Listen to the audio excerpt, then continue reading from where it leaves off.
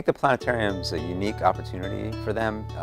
We can show them things here in a way that they can't see in a regular classroom or at home or in a movie theater.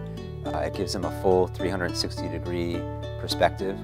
Has like a 3D effect because of the depth of the dome. So we can simulate visualizations that you can't see in a textbook or on a whiteboard or anywhere else. So it's definitely a unique experience. Well, we have lessons that we tailor from kindergarten all the way up through 12th grade. We just added 10 full dome movies, and our full dome movies mostly cover astronomy topics, but we do have some other subject areas as well, mostly covering science.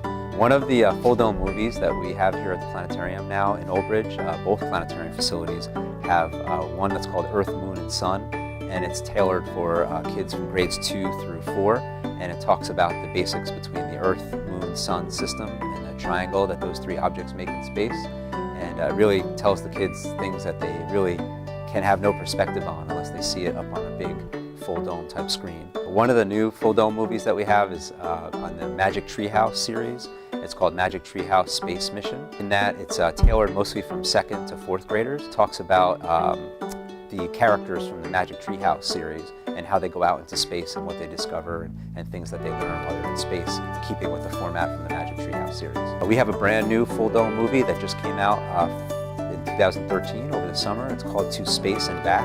And To Space and Back is about space exploration and future missions. And we're showing that to a lot of our 5th and 6th grade students, and they really seem to enjoy it. One of the full dome movies that we just added to the Old Bridge Planetarium program is called Kalakahina, The Enchanted Reef.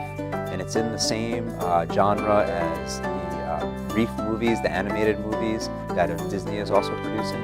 And it's a new movie, and it teaches younger children from about 1st grade to 3rd grade about how the effects of the moon affects the oceans on Earth and the tides, and how the moon affects things on Earth that we wouldn't expect. One of the more exciting additions that we added to the planetariums here in Old Bridge is one of them is called Dynamic Earth, and it was just released, and it won a bunch of film awards for its visualizations of how wind and currents happen, and it addresses climate change and global warming here on Earth and what effects that has upon our future here on our planet.